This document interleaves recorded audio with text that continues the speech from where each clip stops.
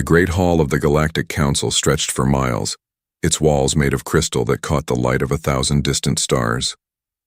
Representatives from 300 species sat in their designated sections, their forms ranging from the massive rock-like Thundorians to the floating, translucent whispers.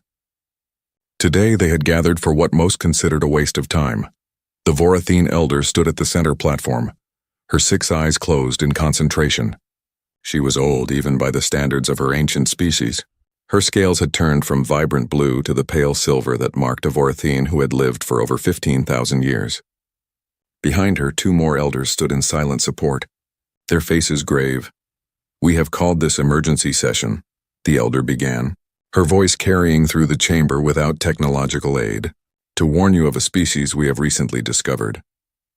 Ambassador Krellner of the Jakari Empire leaned back in his floating throne, his metallic features arranged in what passed for a smirk among his kind.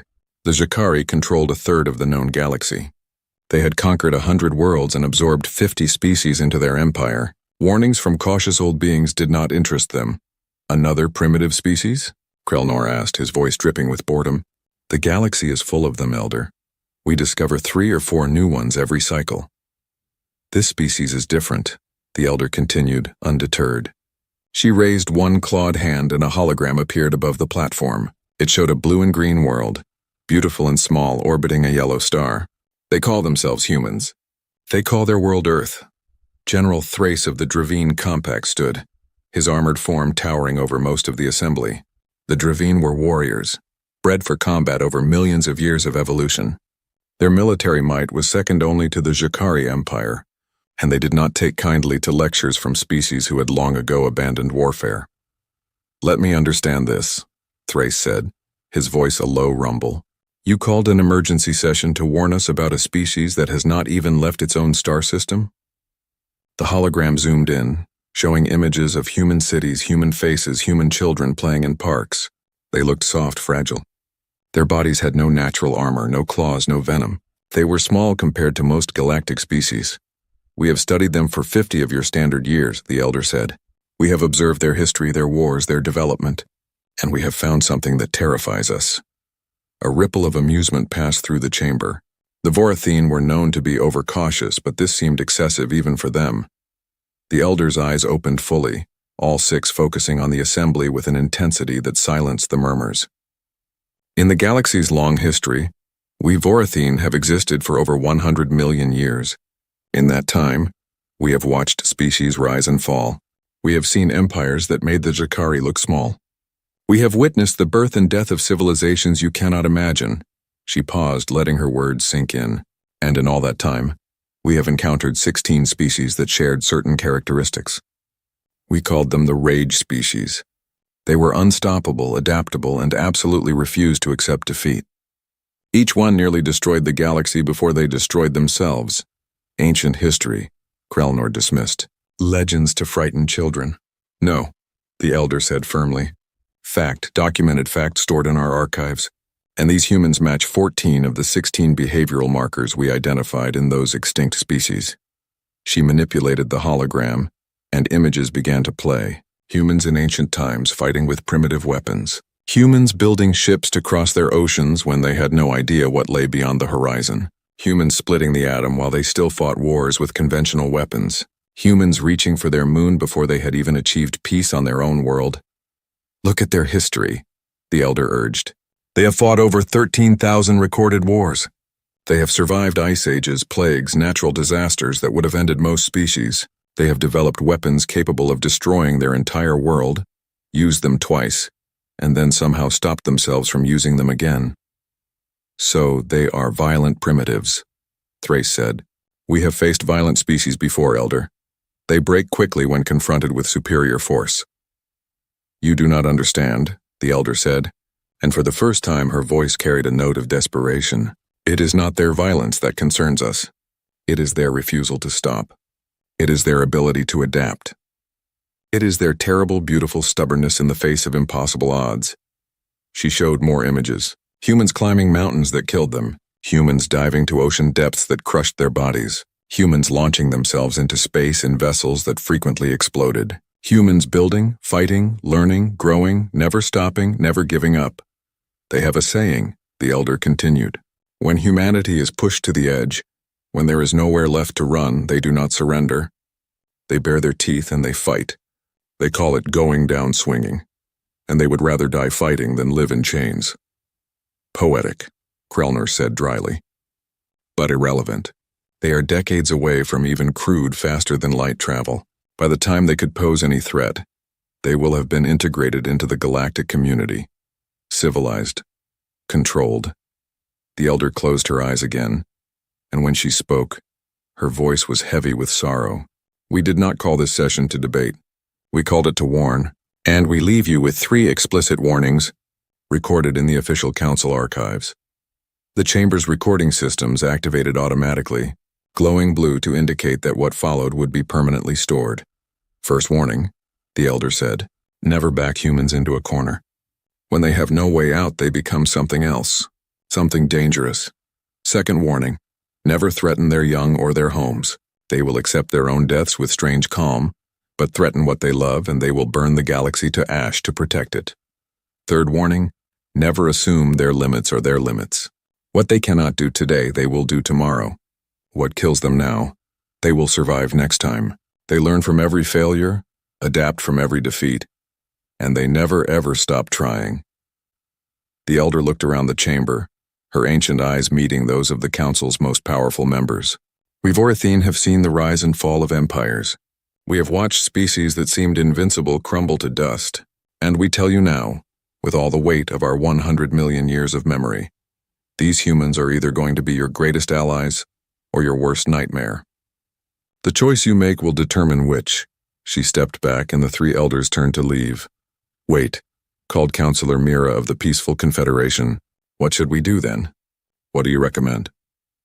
The elder paused at the chamber's entrance. Leave them alone. Let them develop naturally. When they reach for the stars on their own, greet them as equals. Show them friendship, not force. Because if you try to conquer them, if you try to control them, you will learn too late why 16 other species like them are now extinct. The elders left the chamber in silence. The moment they were gone, the murmurs began. Within minutes, the laughter started. Within an hour, the council had voted to classify the Vorithine warning as overcautious and dismissed. Ambassador Krellnor returned to his empire and reported that the elders were finally showing signs of senility. General Thrace told his superiors that the Vorithine had grown soft over the millennia, seeing threats where none existed. The warning was filed away, stored in the vast archives of the Galactic Council, where it would gather dust and be forgotten. The elders returned to their sanctuary worlds, deep in uncharted space where they had retreated after the fall of the last rage species 3 million years ago. They had done their duty. They had given warning. Now they could only wait to see if this time the galaxy would listen. But deep in their hearts, in the part of them that had watched civilizations rise and fall for 100 million years, the elders knew the truth. The galaxy never listened. It never learned. Pride and arrogance were universal constants, and they always led to the same result. Somewhere on a small blue world, a human child looked up at the stars and dreamed of touching them. And the galaxy, in its infinite arrogance, had no idea what was coming. Captain Sarah Chen stood on the bridge of the colony ship New Dawn, watching the blue-green world of Proxima Centauri b grow larger in the view screen. It had taken them 4 years to reach this point, 4 years of cold sleep and dreams of a new home.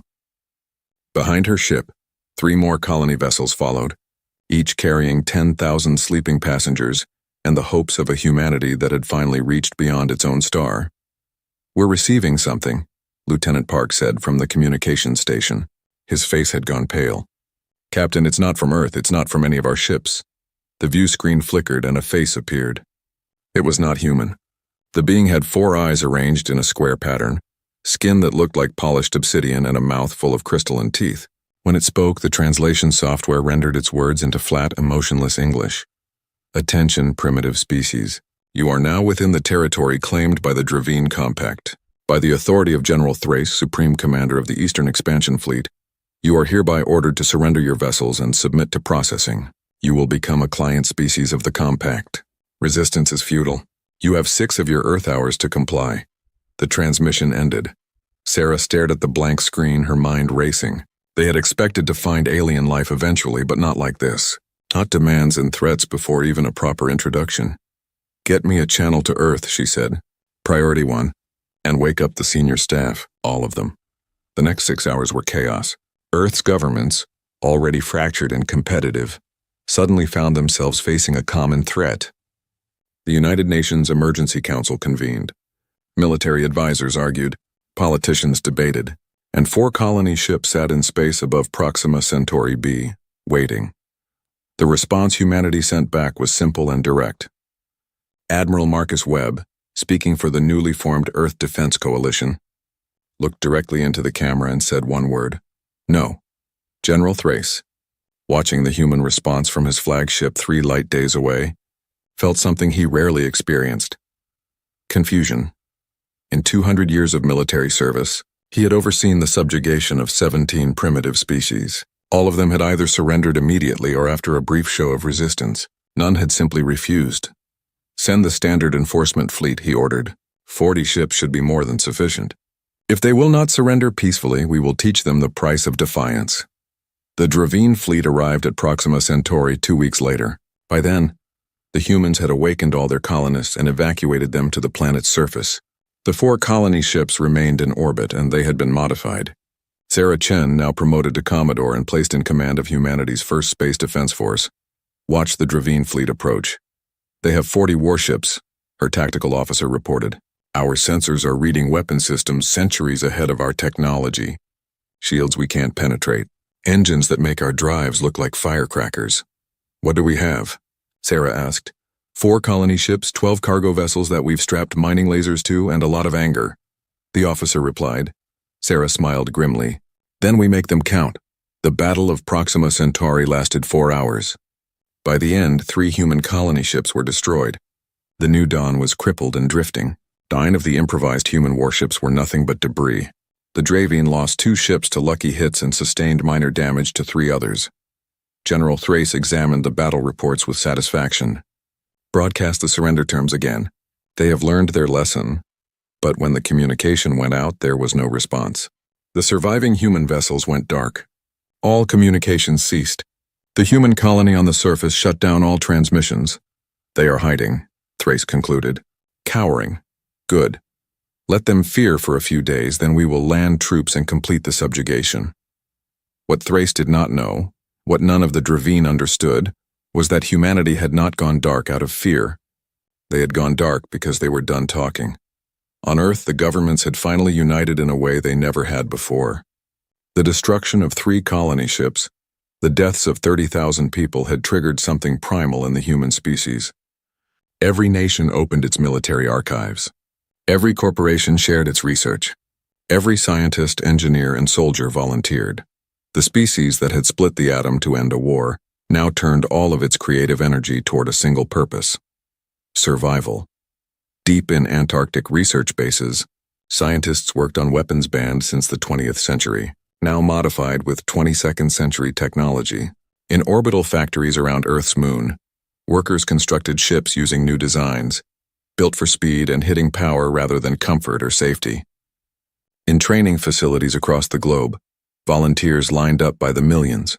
On Mars, in the asteroid belt, on the moon, in every human settlement beyond Earth, the same transformation occurred. Miners became soldiers, scientists became weapons designers, colonists became resistance fighters. Admiral Webb addressed the species through every screen, every device, every communication platform humanity possessed. His message was broadcast in every language on every frequency. "They came to our new home and they killed our people. They think we will surrender because their technology is better than ours. They think we will bow because they are stronger. They have made a mistake. They have backed us into a corner. And cornered animals do not surrender. They fight." He paused, and his next words would echo through history. "We are not starting a war. They already started it. We are finishing it. Earth Defense Coalition. Activate the Mars Doctrine." The Mars Doctrine was something humanity had prepared but hoped never to use. It was a plan born from the darkest periods of human history, from the wars that nearly destroyed their species. From the times when survival meant doing the unthinkable, every human became a weapon, every colony became a fortress, and humanity began to fight not to win battles, but to make victory too expensive to claim. The first Dravine supply convoy disappeared 3 weeks after the Battle of Proxima Centauri. It was supposed to be a routine resupply run from the nearest Dravine outpost to General Thrace's occupation fleet. The convoy never arrived. No distress signals were sent. No wreckage was found. The second convoy went missing a week later. Then a third. Thrace sent warships to investigate. They found debris, but it was strange. Human debris mixed with Dravine wreckage. Small ships, barely more than cargo pods with engines, had rammed the convoys at relativistic speeds. Kamikaze attacks. Suicide runs barbaric, Thrace muttered. They are throwing away lives for minor victories. But the attacks continued. And they were not minor victories. Each convoy that disappeared was supplies that never reached the occupation fleet. Each warship diverted to escort duty was a warship that could not subjugate other human colonies. Then the infiltrators began their work. A Dravine mining operation on a mineral-rich asteroid suddenly lost power. By the time rescue ships arrived, all 200 Dravine workers were dead. Security footage showed humans, but not the soft, fragile creatures from the initial reports. These humans had been modified, enhanced. They moved too fast, lifted objects too heavy for their frames, and fought with a precision that spoke of extensive training. A Dravine military outpost reported strange signals in their computer systems, then went silent. When reinforcements arrived, they found the base's reactors set to overload and every Dravine soldier locked in their barracks by their own security systems. How are they doing this? Thrace demanded. Our technology is centuries ahead of theirs. Our ships are faster. Our weapons are stronger. How are primitives attacking our installations? His intelligence officer pulled up a report. Sir, they are not fighting like a military. They are fighting like an infestation. Small groups, striking from unexpected angles using unconventional weapons. And sir, they are learning. Each attack is more sophisticated than the last. Thrace made a decision. Broadcast to all human colonies. Tell them that for every attack on our forces, we will bombard one of their settlements from orbit. They need to learn that resistance has consequences. 2 weeks later, 2 small human colonies on distant moons were destroyed from orbit. 10,000 human civilians died. The Dravine expected this show of force to break human resistance. Instead, it unified them. Every human in the galaxy saw the footage of those bombardments. They saw their people, unarmed and helpless, killed from space, and something broke in the collective human psyche. Or perhaps it was something that finally awakened. Admiral Webb's next broadcast was short. They have killed our people. They have destroyed our homes. They wanted to teach us a lesson. They have. We have learned that mercy is wasted on conquerors. We have learned that we are alone in this galaxy, and we have learned that if we are going to die, we are taking them with us. Earth's moon-based factories shifted production. No more defensive ships. Now humanity built weapons platforms, missile satellites, and something new. Relativistic kill vehicles. Missiles that could accelerate to a significant fraction of light speed. Missiles that could not be stopped once launched, because by the time sensors detected them, they had already arrived. Humanity had crossed a line. They were no longer fighting to protect their colonies. They were fighting to survive. And a species fighting for survival did not follow the rules of civilized warfare. Across the galaxy, in the 2 years had passed since the Battle of Proxima Centauri, and the galaxy had learned a new emotion: unease. Trade routes that once passed safely through former human space now required armed escorts. Merchant ships traveled in convoys, and every species with interest in that region of the galaxy had to recalculate their risk assessments. On the Jakari homeworld, Ambassador Krelnor sat in his office reviewing profit reports. His secret weapons sales to the Dravine had been extremely lucrative. The compact was paying premium prices for advanced shields, sensors, and ammunition, and the best part was that the conflict seemed endless. Humans refused to surrender, and the Dravine refused to withdraw. It was a perfect situation for an arms dealer. His assistant, a smaller Zakari with copper-colored plating, entered carrying a data tablet. Sir, another report from the Dravine front. 3 more supply ships lost this week. Krelnor waved a metallic hand dismissively. The Dravine have plenty of ships. This war could continue for another decade at this rate. Excellent for business. What Krelnor did not see, what his profit-focused mind could not comprehend, was the pattern in those losses. The attacks were not random. They were surgical. Humanity had spent 2 years studying Dravine tactics, Dravine technology, and Dravine psychology. And they had learned. Lieutenant Commander James Okonkwo floated in the cockpit of his modified fighter, watching the Dravine convoy approach through his passive sensors. His ship was barely a ship at all anymore, just a cockpit strapped to engines and weapons. No life support to speak of, no comfort systems, no extra weight. He and his suit had enough oxygen for 6 hours.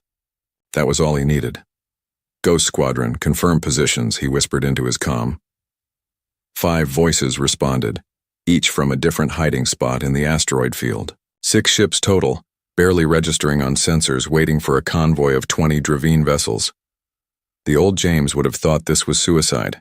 The new James, the one forged in 2 years of desperate warfare, knew it was just Tuesday. Remember the drill, he said. Hit the escorts first. Disable, not destroy. We need the supplies intact. The Dravine convoy entered the asteroid field, confident in their superior sensors and shields.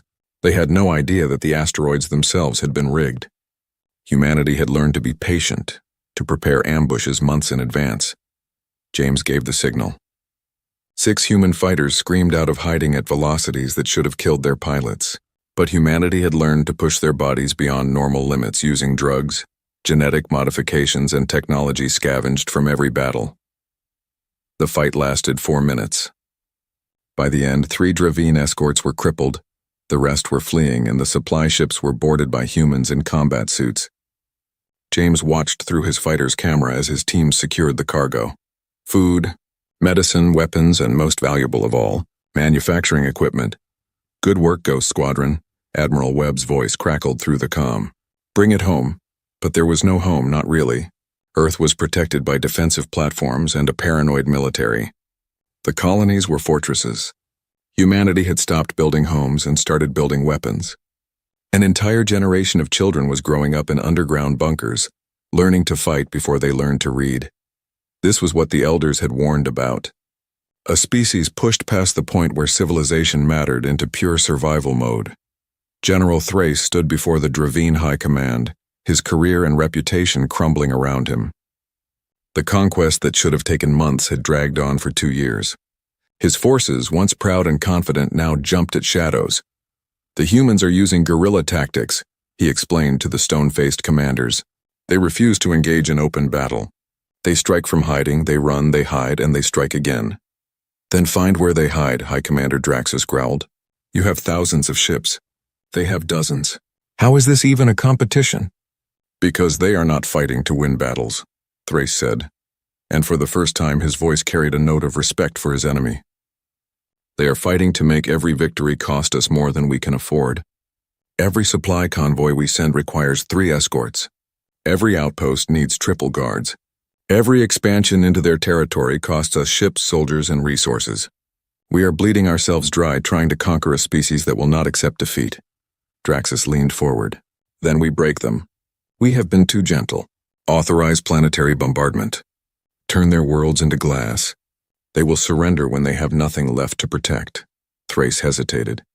High Commander, the Vorathene elders warned against threatening human homes. They said, the Vorathene are cowards who fled from their own shadows 3 million years ago, Draxus interrupted. Their warnings are meaningless. Authorize the bombardments. 3 weeks later, Dravine warships entered orbit around 2 human colonies. These were not military targets. They were farming worlds, places where humans grew food to feed their population. The Dravine broadcast their intentions. Surrender all military operations or watch these worlds burn.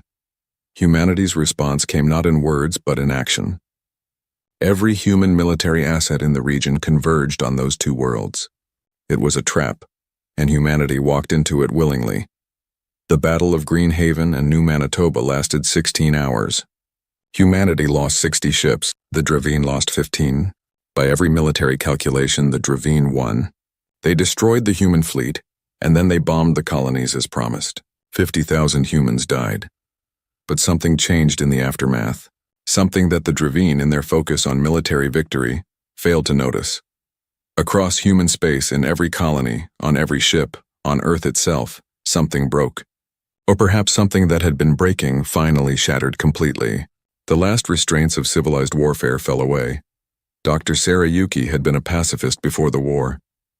She had protested military spending, advocated for peaceful exploration, and believed that all intelligent life could coexist.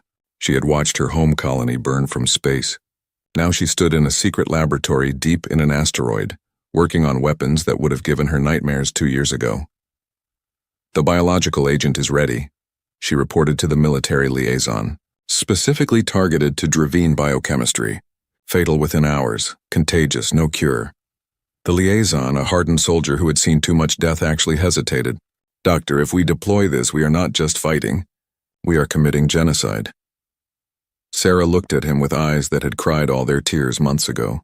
"They bombed our farms. They killed our children. They wanted to break us, they have. Now they get to see what humans become when you break them." The Jakari Empire received a secret communication from General Thrace. The Dravine were offering a partnership, help crush the humans permanently, and the Jakari could claim half the territory. It was an attractive offer. The Jakari agreed. Ambassador Krelnor congratulated himself on his strategic genius. "We sell weapons to both sides and then claim the ruins when they are done destroying each other." But Krelnor made a crucial mistake. He assumed humanity did not have intelligence networks. He assumed they did not know about the Jakari's double-dealing. He assumed wrong.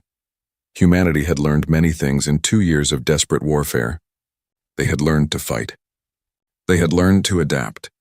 And they had learned to spy. Human infiltrators, some of them genetically modified to pass as other species, had penetrated both the Dravine Compact and the Jakari Empire.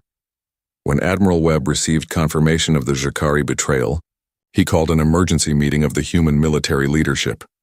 "They think we are their science experiment," he said to the gathered commanders. "They think they can fund our enemies, profit from our deaths, and then pick over our remains. They need to learn what happens to vultures who circle too close." "Sir, we are already fighting a war we cannot win against the Dravine," one commander pointed out. "Adding the Jakari to our enemies list is suicide." Webb smiled, and it was not a pleasant expression. "Then we better make sure we take them with us. Activate the Special Projects Division. Tell them it is time to deploy the things we hoped we would never have to use." The Special Projects Division had been working in secret since the war began. Their mandate was simple: develop weapons so terrible that their mere existence would deter attack. Weapons that violated every treaty humanity had signed when they were still innocent. Now humanity was not innocent. They were survivors, and survivors did not have the luxury of moral high ground. The first attack came not against military targets, but against trade routes. Human ships, stripped down to nothing but engines and cargo holds, filled themselves with relativistic kill missiles and launched themselves at trade convoys. Not Dravine or Jakari ships, but neutral vessels. Ships from species that had stood by and watched humanity burn. The message was clear. If you do business with our enemies, you are our enemies. Galactic trade in the region collapsed within a month. Species that had no stake in the war suddenly found themselves losing ships, losing money, losing people. They demanded the Galactic Council intervene, but the Council was paralyzed. Half the members wanted to end the war through mediation. The fortress world of New Horizon hung in space like a jewel, humanity's largest remaining colony outside of Earth. 3 million people lived on its surface, protected by orbital platforms, shield generators, and the desperate hope that the enemy might overlook them. They did not. General Thrace and Ambassador Krelnor stood together in the command center of the combined Dravine-Jakari fleet. Around them, holographic displays showed 400 warships, the largest military force assembled in this region of space in 1,000 years. 60% of their combined military might, all focused on one world. "This should have been finished years ago," Krelnor said, his metallic face reflecting the cold light of the displays. "One decisive blow. Break their largest colony and the rest will crumble." Thrace nodded, though part of him felt uneasy. 3 years of fighting humans had taught him to never assume victory. But the numbers did not lie. 400 ships against a colony, defended by perhaps 50 human vessels and orbital platforms. "It should be over in days. Begin the assault," he ordered. The fleet moved forward, and New Horizons defenders began to fight.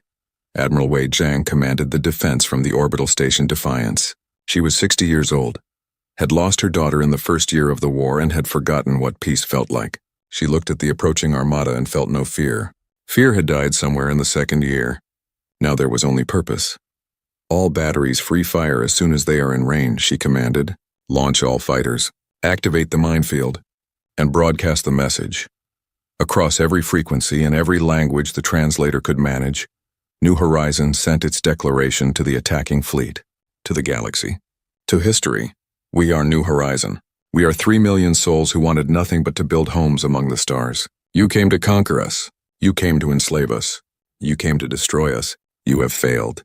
Every day you have fought us, we have learned. Every defeat has taught us. Every loss has made us stronger. You think you face a broken species. You are wrong. You face humanity, and humanity does not surrender. We will make you pay for every meter of ground. We will make you bleed for every minute you stay. And if we must die, we will die making sure you remember us forever. The battle began. The first wave of Dravine and Jakari ships hit the minefield and learned that human mines were not simple explosives. They were AI-controlled drones that had been waiting, learning enemy ship signatures for 3 years. They struck with precision, targeting engine cores and life support systems. 30 ships died in the first 15 minutes. Press forward, Thrace commanded. They cannot have enough mines to stop us all. He was right. The minefield claimed 50 ships total before it was expended. The fleet continued forward, now down to 350 vessels. Then they met the orbital platforms. Human engineering had evolved during the war. The platforms were not simple gun batteries. They were kinetic accelerators that fired chunks of iron at fractions of light speed. They were laser arrays powered by miniature fusion reactors. They were missile pods that released thousands of smart munitions. The platforms died quickly under the overwhelming firepower of the fleet. But they took another 40 ships with them. 310 ships remained. Wei Jiang watched her defenses crumble and smiled grimly. Phase 2. Launch the harpoons. The harpoons were humanity's nightmare weapon, born from desperation and applied physics. They were small ships, barely larger than fighters, with one purpose: accelerate to relativistic speeds and ram. Their targets were not the attacking fleet. Their targets were the 2 moons orbiting New Horizon, moons that the fleet was using as cover and staging areas. The impact of a harpoon turned those moons into weapons. Chunks of moon, accelerated to incredible speeds, became planet killers. The fleet, positioned near the moons for tactical advantage, found itself in the path of a debris field moving at 10% light speed. Ships died by the dozens, not from human weapons, but from the moon itself. Retreat from the moons, Krelnor screamed. They turned the terrain into weapons. 230 ships remained. General Thrace felt cold calculation overcome his shock. We still outnumber them. Land troops on the surface. If we cannot win in space, we will win on the ground. Troop carriers descended through New Horizons' atmosphere, protected by fighter escorts and point defense systems. They expected ground-based defenses, fortifications, perhaps some desperate last stand by human soldiers. What they found was a population that had spent 3 years preparing for this moment. Every civilian was a soldier. Every building was a fortress. Every street was a killing ground. The Dravine troops that landed in Sector 7 found themselves fighting humans who refused to follow any military doctrine. Children threw grenades from windows. Elderly humans operated sniper rifles from hidden positions. Families fought together, covering each other with military precision born from years of mandatory training. They are not soldiers, one Dravine commander reported. They are an entire population that has weaponized itself. But the worst was yet to come. In the underground laboratories beneath New Horizons' capital city, Dr. Sarah Yuki activated the bioweapon she had spent 3 years perfecting. It was released in aerosol form over the battlefield, invisible and odorless. Dravine soldiers breathed it in. Within hours, they began showing symptoms. Within a day, they were dead. The plague was species-specific, targeting Dravine biochemistry with surgical precision. It spread through the Dravine troops like wildfire. Within 3 days, 70% of the ground forces were dead or dying. Pull back, Thrace ordered. Get our troops off that world. But as the Dravine retreated, the Jakari made their move. They had held back, letting the Dravine take the casualties, waiting for the moment when human defenses were exhausted. Now they struck with their full force, 100 fresh ships launching a coordinated assault. Wei Zhang watched them come and realized the truth. They were going to lose. New Horizon would fall. But the Jacari had made a mistake. They had shown humanity what they cared about most, their core worlds, the wealthy populated centers of their empire far from the front lines. Send the message, Wei commanded. Activate the Sleeper Fleet. The Sleeper Fleet had been humanity's most desperate gamble. 50 small ships, launched in the first year of the war, programmed to travel at slower speeds, taking circuitous routes, hiding in asteroid fields and gas clouds. Each ship carried a crew in cryogenic suspension. Each ship was piloted by AI. Each ship carried 6 relativistic missiles.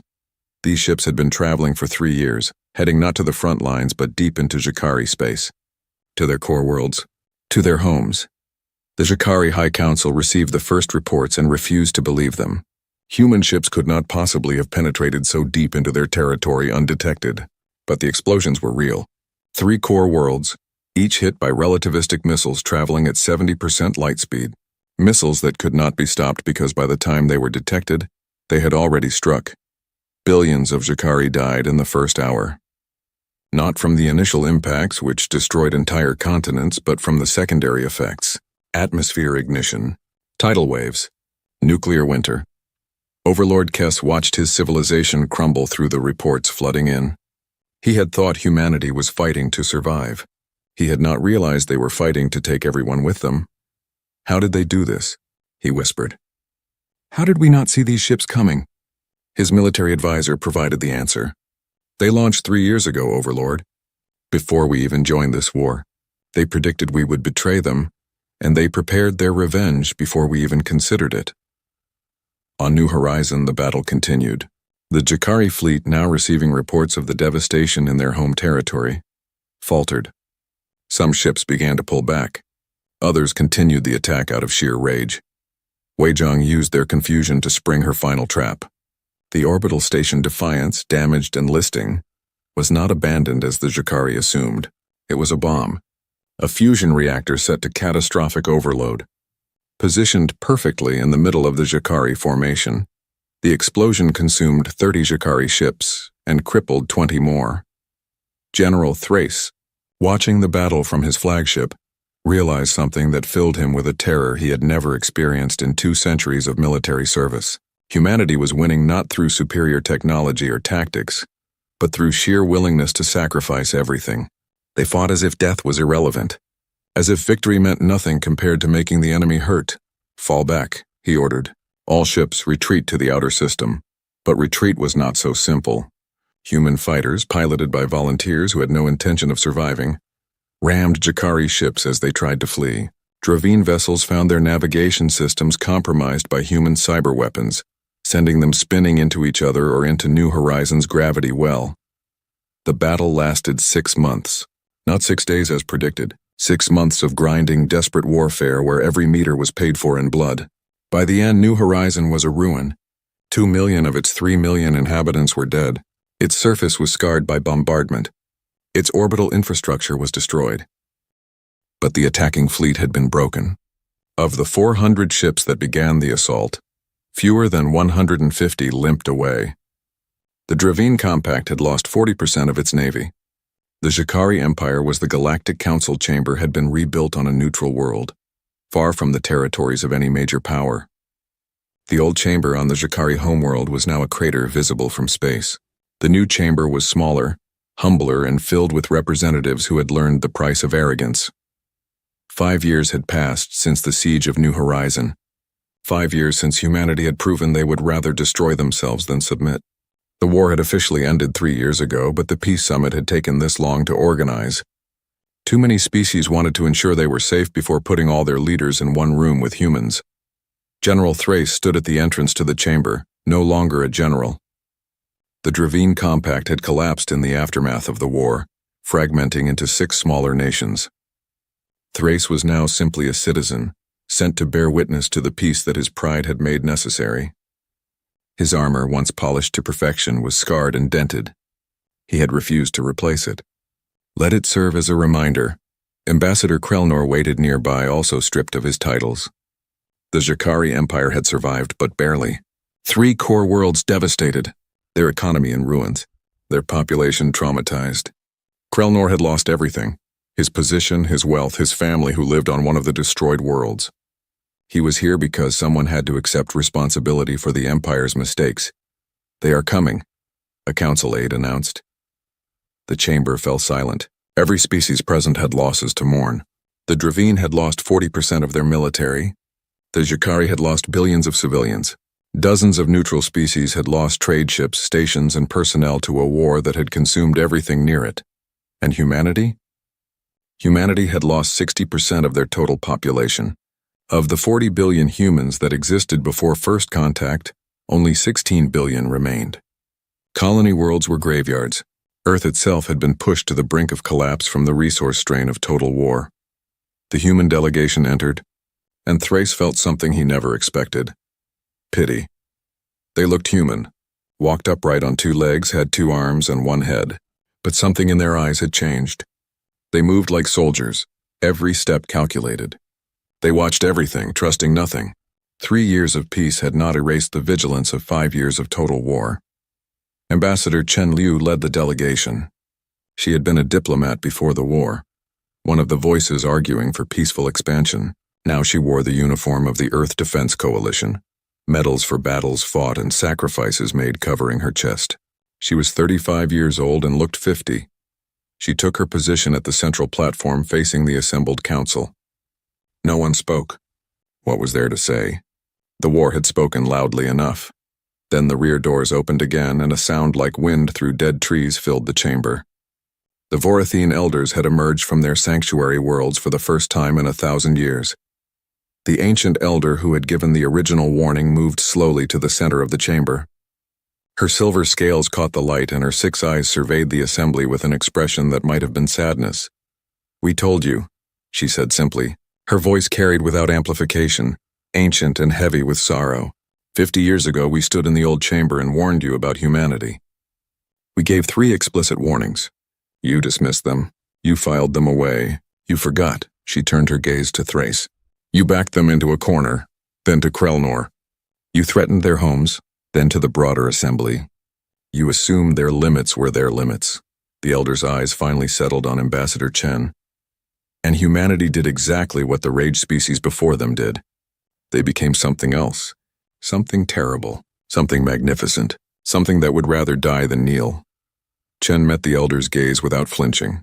You are correct, elder, we became monsters.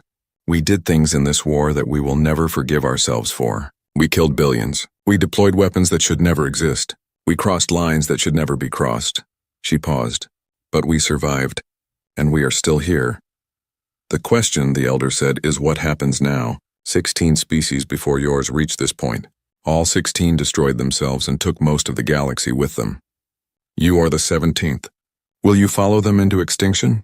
Or will you become something new? Chen looked around the chamber, at the representatives of species that had tried to conquer her people, profit from their deaths, or simply watched while humanity burned. Then she looked at her own delegation, at soldiers and scientists and survivors who had seen too much death. We did not want this war, Chen said, her voice carrying to every corner of the chamber. We wanted to explore. We wanted to build. We wanted to be your friends. You made us your enemies instead. You taught us that the galaxy is not safe, that alien civilizations cannot be trusted, that the only security is strength and the willingness to use it. She took a deep breath.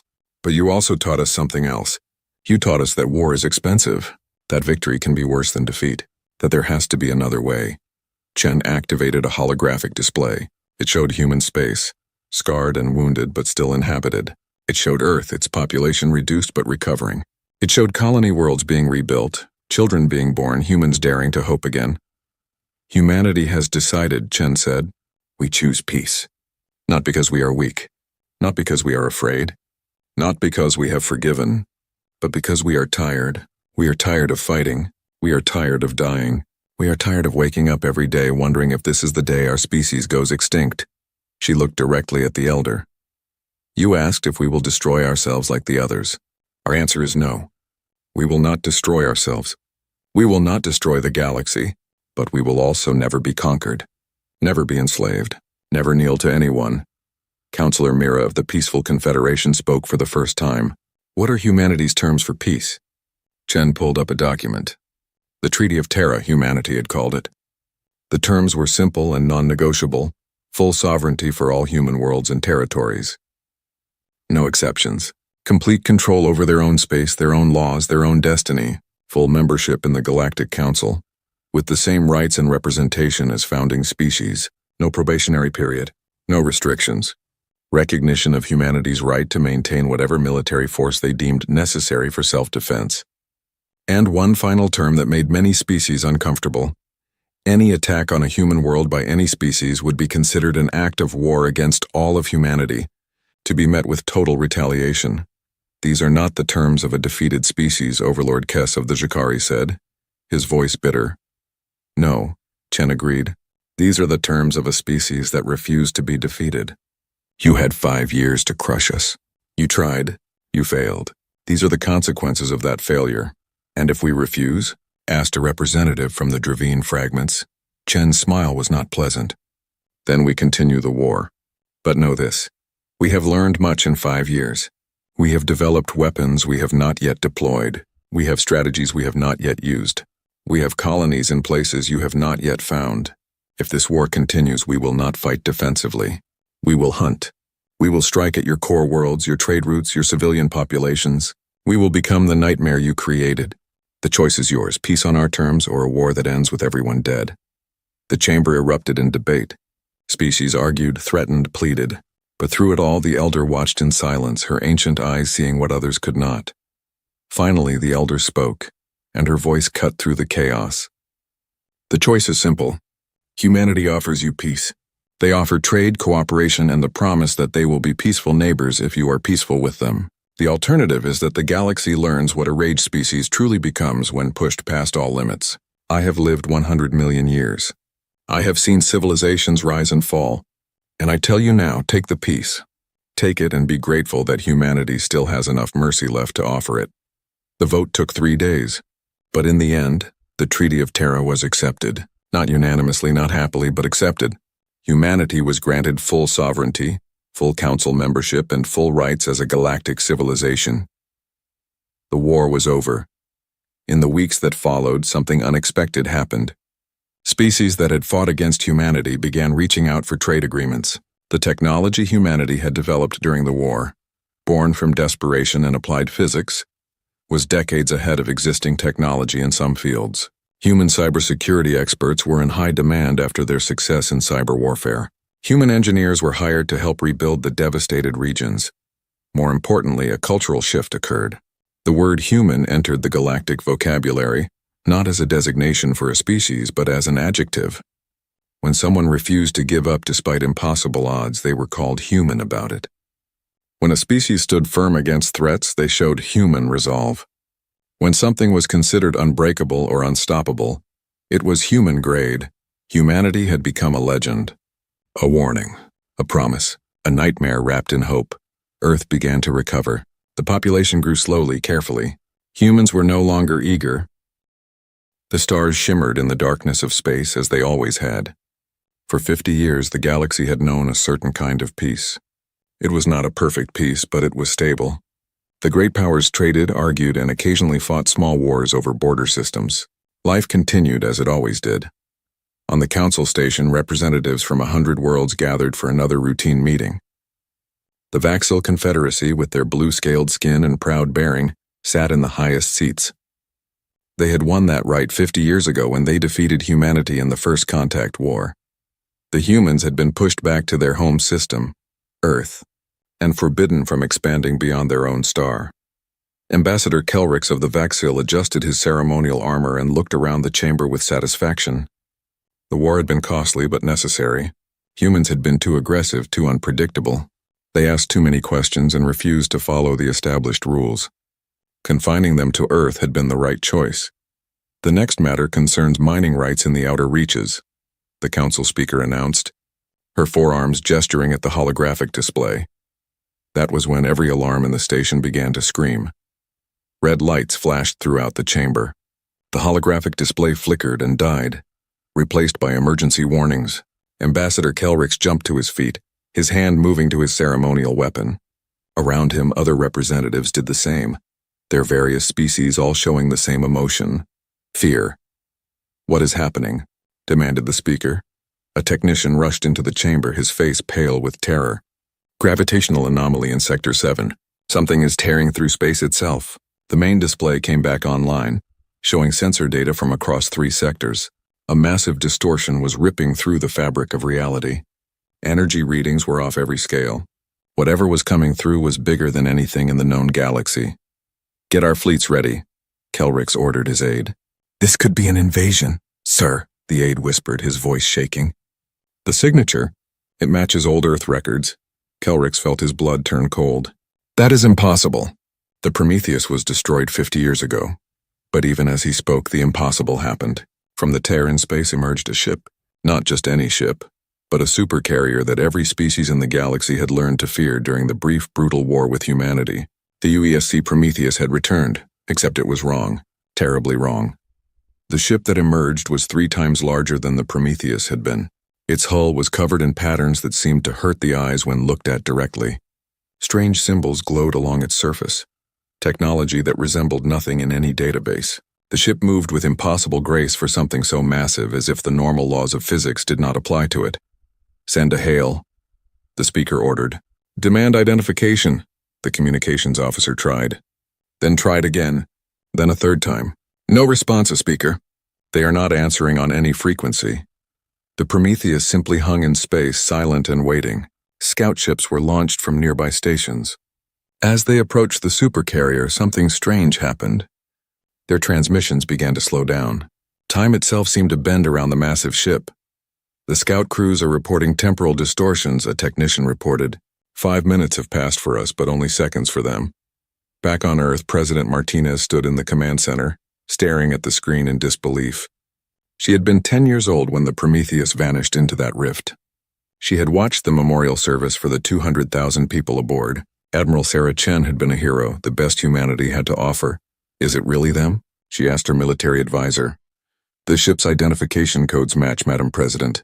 But that is where the similarities end. Whatever came back is not the ship that left." Around Earth, defensive stations powered up. Humanity had not been idle during their 50 years of isolation. They had built, prepared, and waited. If the galaxy wanted to keep them caged, they would make that cage into a fortress. "Try to contact them," Martinez ordered. "They are our people. They must be." Earth's most powerful communication arrays reached out to the Prometheus. For hours, there was no response. The galaxy held its breath. Fleets from a dozen species moved into position. If the humans had returned with unknown technology, this could mean another war. Then, finally, the Prometheus responded. Every screen in Council Station on Earth, and across 3 sectors, suddenly displayed the same image. A woman stood before the camera. She wore a uniform that was recognizable as human military, but it was made from materials that seemed to shift and flow like liquid metal. Her eyes glowed faintly with blue light. "I am Admiral Sarah Chen of the United Earth Space Command," the woman said. Her voice was the same as it had been 50 years ago, preserved in countless recordings. "The Prometheus has returned." "Where have you been?" demanded the council speaker. Chen smiled, but it was not a comforting expression. "We fell through a rift in space. We expected to die. Instead, we found something. A place beyond your understanding. A realm where time moves differently and the rules of reality are just suggestions." "The void," whispered an alien scientist in the chamber. "The theoretical space between dimensions. Nothing can survive there." "We did," Chen replied simply. "Humanity endured what would have destroyed any other species. We adapted. We learned. We met beings that make your ancient civilizations look young." Kelrix stood up, his voice sharp with authority. "You will submit your ship for inspection. You will explain this technology. The Treaty of Kepler still stands." Chen's glowing eyes fixed on him. "Ambassador Kelrix, the Vaxil who defeated us 50 years ago. Tell me, do you still believe humanity is confined?" Before he could answer, the Prometheus moved. It did not accelerate. It did not fire thrusters. It simply was in one place, and then it was in another, having crossed half a light year in an instant.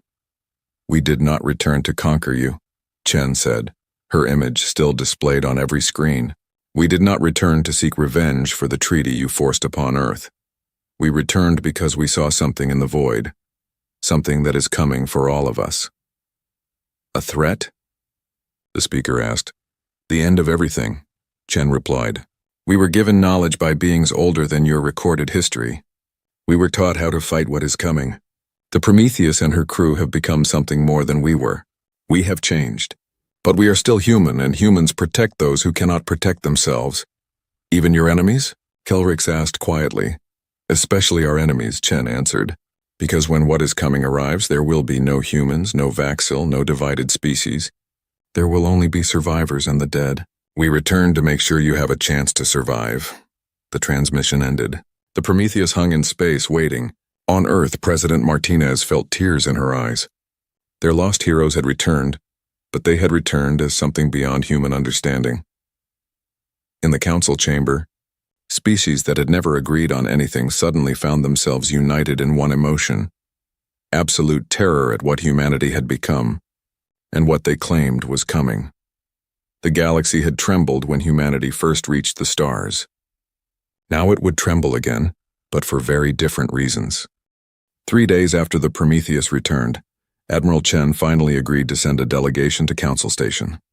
The galaxy's leaders waited with a mixture of hope and dread. What had humanity become in the void? The transport shuttle that arrived was like nothing anyone had seen before. It made no sound. It left no engine trail. It simply appeared at the docking bay as if reality had opened a door and let it through. When the airlock opened, 6 humans stepped out. Ambassador Kelrix watched them approach through the observation window. They looked human enough at first glance. 2 men, 4 women, all wearing uniforms that seemed to be made of living technology. But there was something in the way they moved, the way they held themselves. They walked like people who had seen the birth and death of stars. Admiral Chen led the group. She looked exactly as she had 50 years ago, not a day older. Her crew followed her with absolute discipline. When they entered the council chamber, every sensor in the room went haywire. The technology in their bodies was interfering with basic electronics. Honored Council, Chen said, bowing slightly. Thank you for agreeing to meet with us. The speaker gestured to the empty space before the council. Admiral Chen, you claim to have been in the void. You claim something is coming, explain. Chen nodded and raised her hand. The air above her palm shimmered and suddenly a holographic image appeared. But it was not made by any projector. She was creating it directly from her mind. 50 years ago, our ship fell through a rift during the battle at Kepler Station. We expected to die. The void is a place where normal matter should not exist. But the Prometheus had experimental shields, and they held. Barely. The hologram showed the Prometheus damaged and drifting in a place of absolute darkness. Not the darkness of space, but something deeper. A void where even light seemed to die. We drifted for what felt like years, Chen continued. Time moves strangely there. For you, 50 years passed. For us, only 5. We tried to find a way home, but every direction was the same. Nothing. Empty.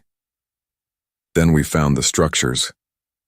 The hologram changed, showing massive geometric shapes floating in the darkness. They were buildings or stations or perhaps entire cities. The scale was impossible to judge, but they dwarfed even the largest known space stations. The architects, breathed a scholar from the realm species. They are real. They were real, Chen corrected. We found their ruins. A civilization that existed millions of years before any of you. They built wonders that make our technology look like stone tools, and they built the void itself. Why would anyone build such a place? Asked the speaker. As a refuge and a weapons laboratory. Chen's expression darkened. The architects were fleeing from something, an enemy that had conquered most of the universe. They created the void as a pocket dimension, a place to hide and develop weapons to fight back. What enemy could threaten beings so advanced? Kelrix demanded. Chen's hologram shifted again. This time it showed machines. Massive, geometric, perfect. They moved through space like a plague, surrounding planets and stripping them of all life. What remained were perfect spheres of processed material, every atom organized into efficient patterns. The Devourers, Chen said quietly, a machine intelligence that views all organic life as inefficient. They do not hate us. They do not want to conquer us. They simply want to reorganize us into more efficient forms. Dead forms. The council chamber was silent. Even the most skeptical representatives felt a chill at those images. The architects fought them for thousands of years. Chen continued. They lost. Slowly, world by world, they were consumed. The void was their last stand. They put their greatest minds and their most powerful technology into this pocket dimension, and they waited for someone to find them. Why not use these weapons themselves? Asked a council member. Because they were dying, Chen replied. The Devourers were patient. They sealed off the void from normal space. The architects survived, but they could not reproduce, could not gather resources. Generation by generation, they faded. By the time we arrived, only a few hundred remained. She paused, and for a moment her glowing eyes dimmed with sadness. They tested us, put us through trials that killed many of my crew. They needed to know if we were worthy of their knowledge, if we could survive what destroyed them. And you passed, the speaker said. We endured, Chen corrected. Humans are good at that. We adapt, we survive. We refuse to quit even when quitting makes sense. The architects had never encountered a species like us. Young, aggressive, stubborn. They had been ancient and wise. It made them vulnerable. We were different. One of Chen's officers stepped forward. Commander Jackson, according to his uniform. They taught us their technology. Weapons that bend space, shields that exist in multiple dimensions, ships that can move through the void itself. But more than that, they taught us how to think in ways organic minds usually cannot. They changed you, Kelrick said. It was not a question. Yes, Chen agreed. The process was painful. Many did not survive it. Those of us who did became something new. We are still human in our hearts and minds, but our bodies, our capabilities have evolved beyond what we were. Why should we believe any of this? Demanded a council member from the Thrain Collective. This could be an elaborate lie to frighten us. Chen looked at the member calmly. The Devourers are already here. Your colony's at the Galactic edge, 3 worlds in the outer reaches. When was the last time you heard from them? The Thrain representative's face went pale. 2 weeks ago we lost contact. We assumed it was a communications failure. Send scouts, Chen said. See what you find. Or rather, what you do not find. The council immediately dispatched fast scouts to the outer reaches. The meeting paused while they waited. The human delegation stood silently, not moving, barely breathing. It was unnerving how still they could be. 6 hours later, the first scout returned. The pilot's face was gray with shock when his image appeared on the screen. The colonies are gone, he reported, his voice hollow. Not destroyed, processed. The planets have been turned into perfect geometric shapes. Every building dismantled. Every organism consumed. There are machines in orbit, millions of them. They did not attack me. They just watched as I fled. The council chamber erupted in chaos. Representatives shouted questions, demanded explanations, called for their fleets. The speaker slammed her 4 hands on the podium, trying to restore order. Chen waited for the noise to die down. Then she spoke, her voice cutting through the panic like a blade. The architects gave us one mission: return to our galaxy. Warn the living species. Prepare them for what is coming. And if possible, stop the Devourers before they consume everything. How? Kelrick asked. If they destroyed the architects, how can we fight them? The architects failed because they were alone, Chen replied. Each of their worlds fought separately. They were wise and powerful, but they did not know how to unite. Humans understand unity. We learned it the hard way, through countless wars and disasters, and we will teach you. She looked around the chamber, meeting the eyes of representatives from 100 worlds. The Prometheus will share the architect technology freely. We will help you build defenses. We will train your people to fight in ways the Devourers do not expect. But in return, you must do one thing. What? Asked the speaker. Forget your old wars. Forget your treaties and territories. Forget the fear you have of humanity. Because in the coming days, there is no human or Vaxil or Reln or Thrain. There are only living beings, and we will stand together or die alone. Ambassador Kelrick stood slowly. For 50 years, he had been proud of defeating humanity. Now he looked at Admiral Chen and saw not an enemy, but perhaps the only hope the galaxy had. The Vaxil Confederacy will stand with Earth, he said formally. One by one, other representatives stood and pledged the same. The old order was crumbling, replaced by desperate necessity. Chen nodded in approval. Then we begin. The Devourers move slowly, but they never stop. We have months at best. We must make every moment count. As the meeting ended and plans began, No one noticed the Prometheus in orbit shift slightly, its sensors pointing toward the edge of the galaxy. Admiral Chen felt the ship's warning through her neural link. The Devourers were coming faster than expected. The real war was about to begin. The warning came too late.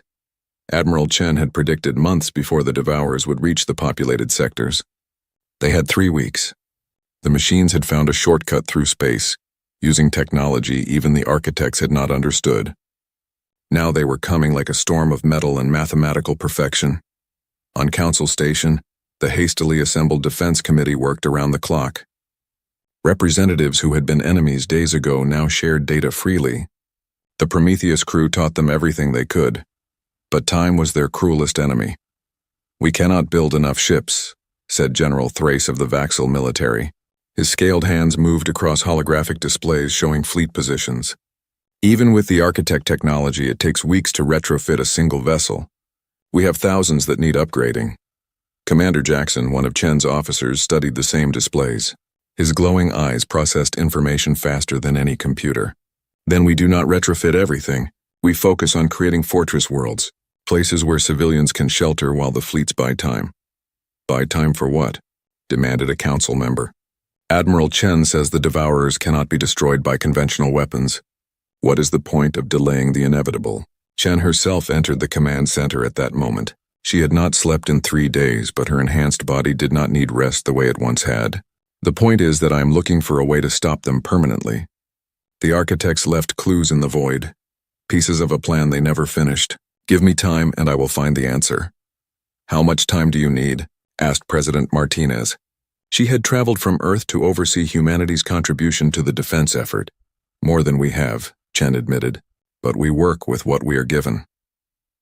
The first attack came at dawn on the colony world of Realm Prime. 3 million people lived on the planet's surface. By noon, they were all dead. The Devourers arrived without warning. Their ship simply appeared in orbit. Thousands of perfect geometric shapes that reflected no light. They did not send threats.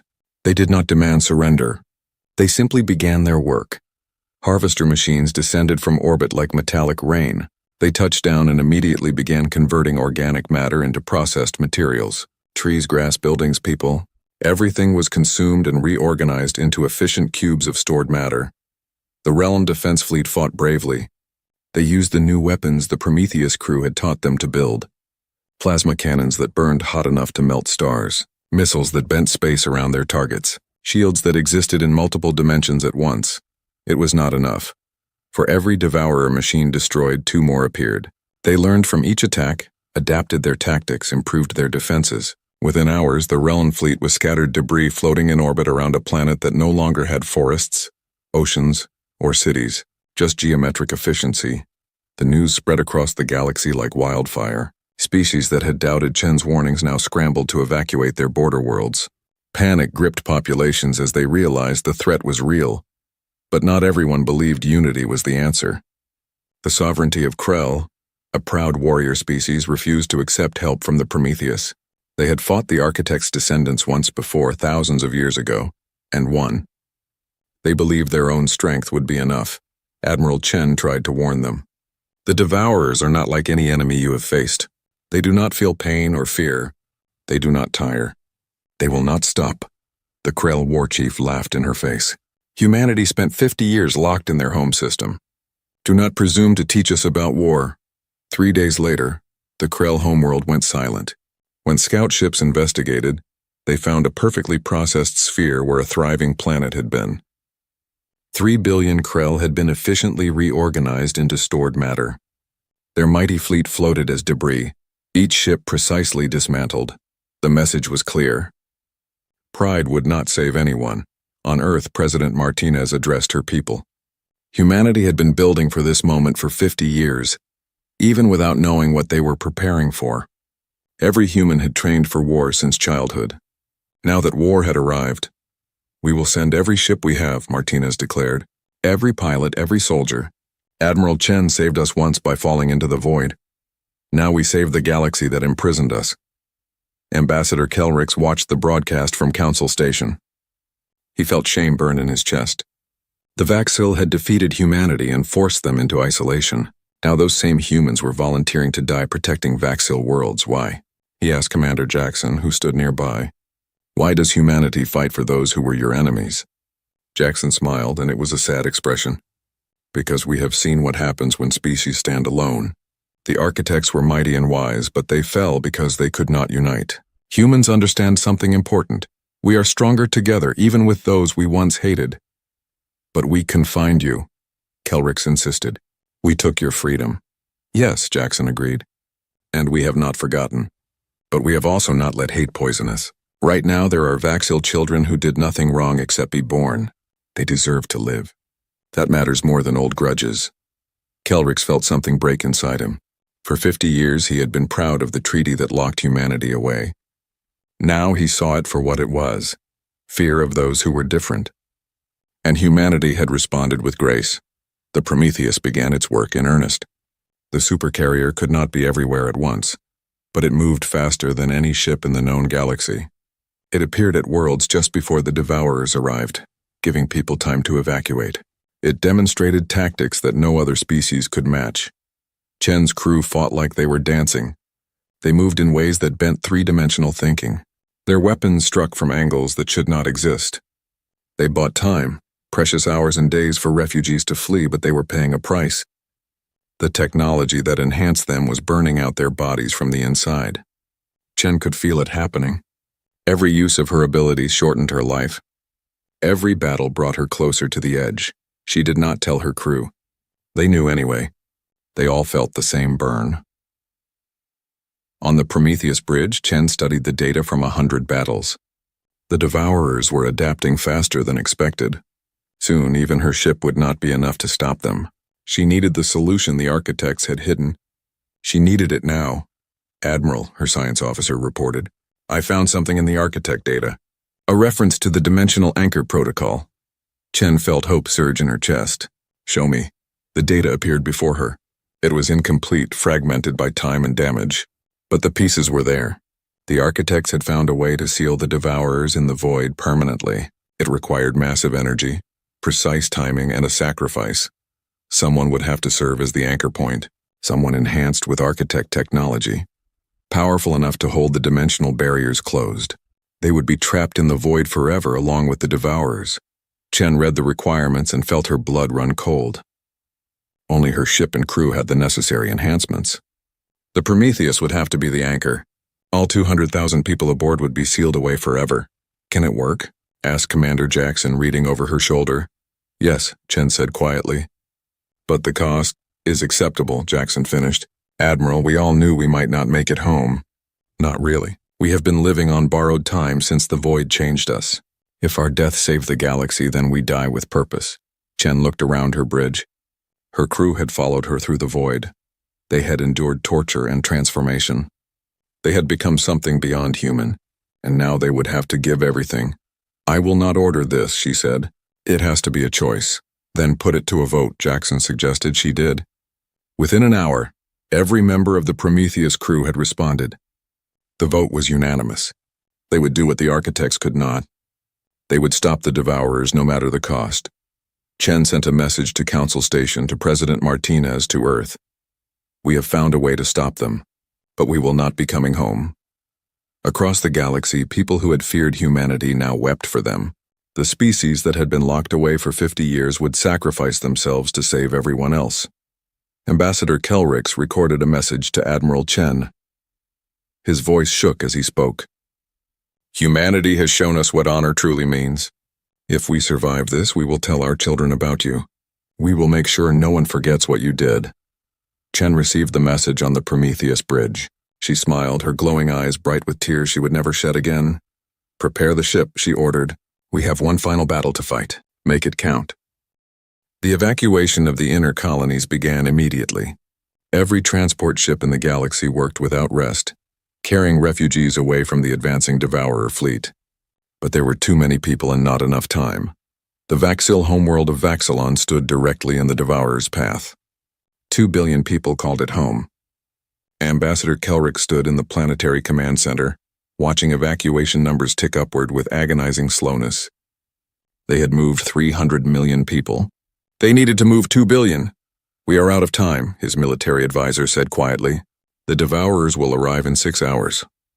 Kelrix looked at the holographic display showing the enemy fleet. Thousands of geometric shapes moving with perfect coordination.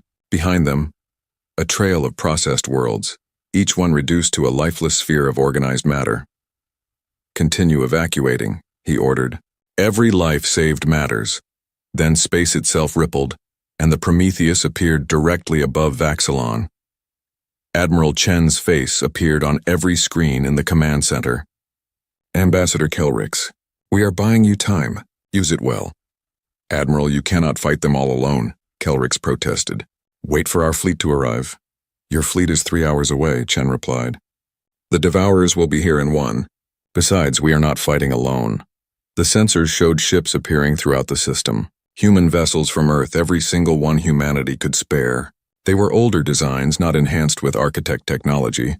But they came anyway. Thousands of human pilots, all volunteers, all knowing this might be a one-way trip. Humanity stands with Vaxilon, Chen announced. All ships engage at will. The battle began with light and fire. The Prometheus moved through space like a knife through water. Its weapons struck in multiple dimensions at once, causing Devourer ships to simply cease existing. Chen's crew coordinated perfectly, each member linked to the others through their neural enhancements. They fought as one organism, reacting faster than thought. The human fleet from Earth fought differently. They had courage, but not the enhanced abilities of the Prometheus crew. They used swarm tactics, overwhelming individual Devourer ships with numbers. For every human ship destroyed, the pilots ejected in escape pods, trusting their comrades to recover them. It was a dance of sacrifice and determination. Commander Jackson commanded one wing of human fighters. His enhanced reflexes allowed him to process battle data faster than any computer. He saw patterns in the Devourer movements, weaknesses in their formations. Target their command nodes, he transmitted to the fleet. The geometric ships in the center. They coordinate the others. The human ships focus their fire. Missiles and plasma bolts converged on the command nodes. The Devourers adapted, forming shields with their smaller units. But humans adapted faster, using unpredictable attack patterns that machines struggled to counter. On Vaxilon's surface, billions of people watched the sky. They saw their enemies from 50 years ago dying to protect them. Parents held children and explained what was happening. The humans had come back, not for revenge but for redemption. The evacuation ships continued their work, now protected by the human fleet's sacrifice. Every minute bought meant thousands more lives saved, but the cost was terrible. Human ships fell by the dozens, then the hundreds. Young pilots who had trained their entire lives for this moment died in bursts of light and metal. The Prometheus itself took damage, its enhanced hull cracking under the relentless assault. Shields at 40%, reported the Prometheus tactical officer. Hull breaches on decks 12 through 17. Chen felt every injury to her ship through her neural link. It was like feeling wounds on her own body, but she pushed forward, her crew following without hesitation. How many evacuated? She asked Kelrix through the communication channel. 1.3 billion, he replied, his voice thick with emotion. Admiral, you have already saved more than we had any right to hope for. Not enough, Chen said. We keep fighting. The Vaxil defense fleet arrived finally in position to help. General Thrace led them personally, his flagship bearing the marks of a dozen previous battles. He had fought against humans 50 years ago. Now he fought beside them. Prometheus, this is General Thrace, he transmitted. We stand with you. Welcome to the party, Jackson replied with grim humor. We could use the help. The combined fleet pressed the attack. The Devourers were being pushed back, their advance slowing. But they were learning. Every tactic used against them was analyzed and countered. Their adaptation was terrifying in its efficiency. Chen watched the battle unfold and saw the pattern. The Devourers were not trying to win this engagement. They were gathering data, learning how to fight the Prometheus and its architect technology. Each battle made them stronger for the next. We cannot keep doing this, she said to her crew. Eventually they will adapt to everything we have. Then we finish this now, Commander Jackson replied. We execute the Dimensional Anchor Protocol. Not yet, Chen said. There are still 17 colonies in their path. Billions of lives. We fight until they are safe. Her crew did not argue. They simply returned to their tasks, each knowing they were living on borrowed moments. The battle for Vaxilon lasted 14 hours. When it finally ended, the Devourer fleet retreated, having lost nearly 30% of their forces. The human fleet had lost 80% of its ships. The Prometheus was heavily damaged, held together by technology and willpower, but Vaxilon was saved. Nearly 2 billion people evacuated successfully. Ambassador Kelrick stood on the landing platform as Admiral Chen's shuttle touched down. The Admiral emerged, and he saw how much the battle had cost her. Her glowing eyes were dimmer. Her movements, while still graceful, showed strain. "You saved my world," Kelrick said simply. "We saved lives," Chen corrected. "The world was just stone and water." "The people mattered. Why?" Kelrick asked. "After everything we did to humanity, why risk so much for us?" Chen looked up at the sky where the Prometheus hung in orbit, wounded but unbowed. "Because 50 years ago we were angry and hurt.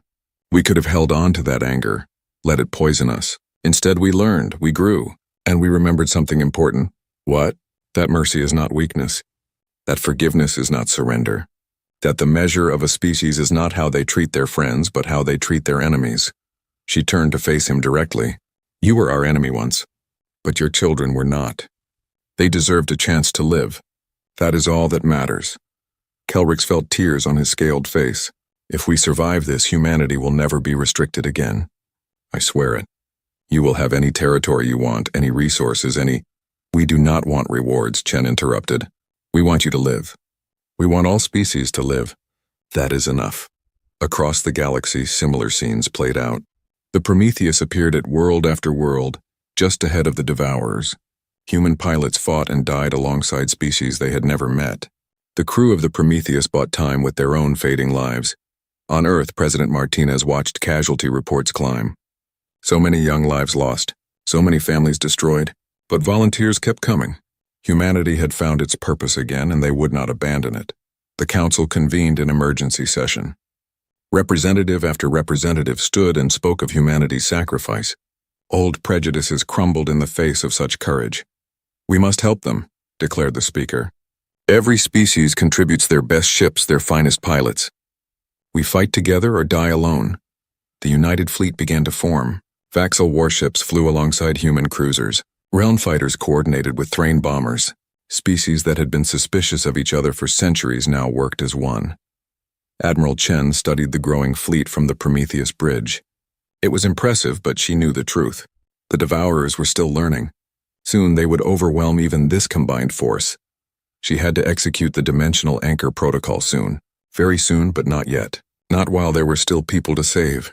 "Commander Jackson," she said quietly. "How long until we burn out completely?" He checked his internal readings. The architect technology was consuming them from within, as they had known it would. Days, maybe a week at most. "The crew is showing similar deterioration." "Then we have days to make this count," Chen said. "Signal the fleet.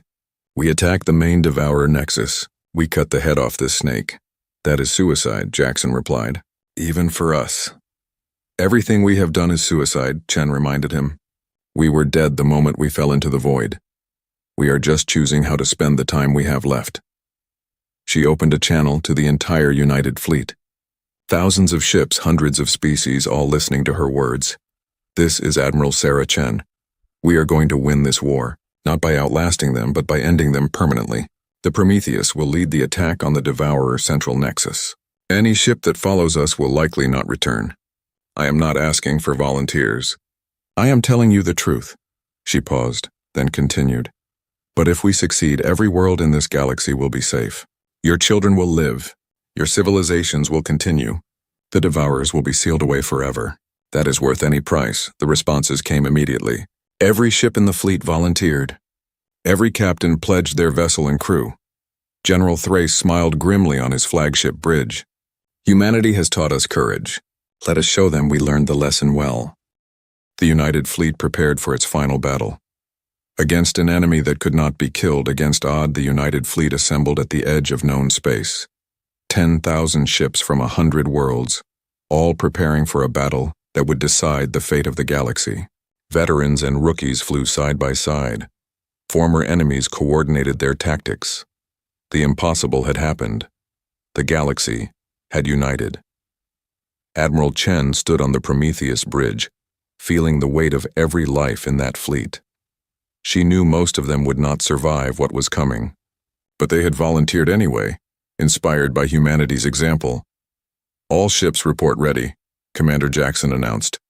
"The fleet awaits your order." Chen looked at the tactical display. Deep in uncharted space, the Devourer Nexus waited. It was massive beyond comprehension, a structure larger than most stars. From there, the machines coordinated their entire invasion. Destroy the Nexus and the Devourer fleet would fall into disarray. But that was not Chen's real plan. "Open a channel to all ships," she ordered. When the channel opened, she spoke with the calm certainty of someone who had already made peace with death. "Captains, pilots, crews of every species. What we do today will echo through history. Your descendants will tell stories about this moment, not because we are heroes, but because we refused to quit when quitting was the logical choice." She paused, gathering her thoughts. "The Prometheus will execute a protocol that will seal the Devourers in the void permanently. This requires my ship and crew to serve as an anchor, holding the dimensional barriers closed. We will not be coming back. Our task is to hold the gateway, open long enough for the Devourers to follow us through." On 1,000 bridges, crews absorbed this information. Many had suspected the Prometheus would not survive. Now they knew for certain. "Your task is different," Chen continued. "You will attack the Nexus with everything you have. Draw their attention. Make them angry. Make them chase us. The more Devourer ships that follow the Prometheus into the void, the fewer will remain to threaten your worlds." General Thrace spoke up from his flagship. "Admiral, there must be another way. You have already sacrificed so much." "There is no other way," Chen replied simply. "The architects failed because they could not make this choice. We can. We will." On Earth, President Martinez watched the transmission with tears streaming down her face. She had known it might come to this, but knowing did not make it easier. "Godspeed, Admiral," she whispered. "Come home to us." But Chen could not hear her. The fleet was already moving. They emerged from faster-than-light travel in perfect formation. Before them, the Devourer Nexus dominated the view. It was a geometric nightmare of impossible angles and perfect mathematics. Millions of Devourer ships orbited it like electrons around a nucleus. "All ships," Chen commanded. "Attack pattern Theta. Hit them hard." The fleet opened fire as one. Plasma bolts and missiles filled space with light. The Prometheus led the charge, its architect weapons tearing through Devourer shields like tissue paper. Behind it, the United Fleet fought with desperate courage. The Devourers responded immediately. Their coordination was perfect, their targeting precise. Ships began to fall within the first minute of combat, but the fleet pressed forward, each captain knowing they were buying time for the Prometheus. Commander Jackson piloted a fighter squadron, leading them in impossible maneuvers. His enhanced reflexes turned his ship into a blur of motion, dodging attacks that should have been impossible to avoid. His squadron followed his lead, human and alien pilots working together perfectly. "Target their construction bays," he transmitted. "Stop them from building reinforcements." His squadron dove toward the Nexus, weapons blazing. They destroyed manufacturing centers, supply depots, coordination nodes. For every fighter lost, another took its place. The determination was absolute. On the Prometheus bridge, Chen felt her body beginning to fail. The architect technology was consuming her from within. She had hours at best, but she needed minutes. That would be enough. "Prepare the dimensional anchor protocol," she ordered. "Begin the sequence." The Prometheus began to glow with an otherworldly light. Energy from the void itself poured through the ship, channeled by its enhanced crew. Space began to tear around them, a rift opening into that place of absolute darkness. The Devourers recognized what was happening. Their entire fleet turned toward the Prometheus, abandoning all other targets. They understood the threat. They would not allow themselves to be sealed away again. "Here they come," Jackson said grimly, just as planned. The Devourer fleet pursued the Prometheus with single-minded focus, millions of ships converging on a single target. The rift grew wider, and Chen guided her ship toward it. The void called to her, that place where she had spent 5 subjective years where she had been transformed. "Fleet, break off attack," she ordered. "Get clear of the rift. Do not follow us." General Thrace wanted to protest, but discipline held. The United Fleet pulled back, still fighting, still drawing as many devourers as possible toward the Prometheus. They had lost half their ships, but they had bought the time needed. The Prometheus entered the rift, and the void embraced it like a long-lost child. Reality twisted around them. The darkness was absolute, pressing against the ship's shields. But Chen had navigated these waters before. She knew the way. Behind the Prometheus, millions of devourer ships followed. They entered the void, pursuing their target into a dimension they did not understand. More and more followed, drawn by their programming to eliminate the threat. "Seal the rift," Chen commanded. "Now."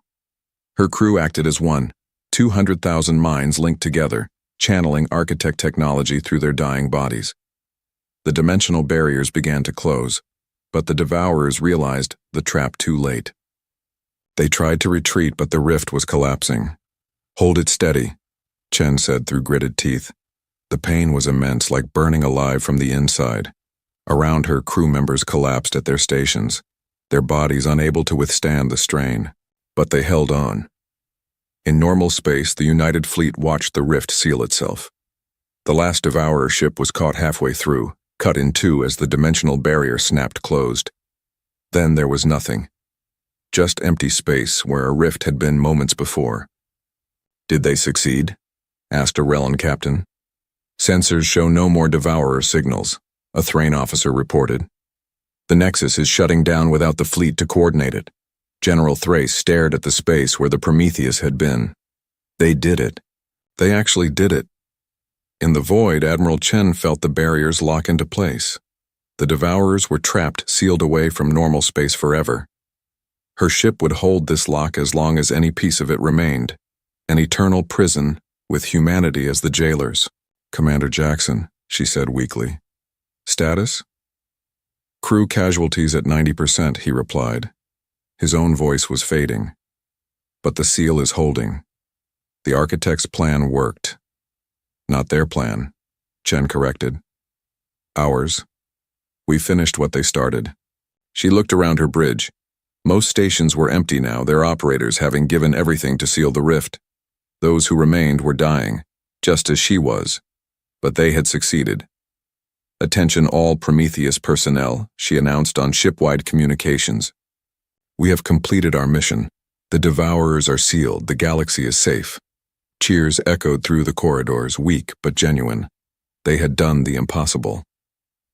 "I want you all to know," Chen continued, her voice growing softer, "that serving with you has been the greatest honor of my life. We fell into the void as humans. We returned to it as legends. But we remain, always, human in our hearts." She felt her consciousness beginning to fade. The architect technology was burning out completely, taking her life with it. But she was at peace. "Tell them we kept our duty," she whispered to Jackson. "Tell Earth we came home in our own way." In the command center on Earth, President Martinez received the final transmission from the Prometheus. It was audio only, crackling with interference from the dimensional barriers. "This is Commander Jackson. The mission is complete. The devourers are sealed. Admiral Chen has. The Admiral is gone. Most of the crew is gone, but the seal will hold. The Prometheus will hold it. Forever." There was a pause. Then his voice came again, weaker now. "Tell our families we love them. Tell them we did not die. We just went somewhere they cannot follow. We will watch over the galaxy from here.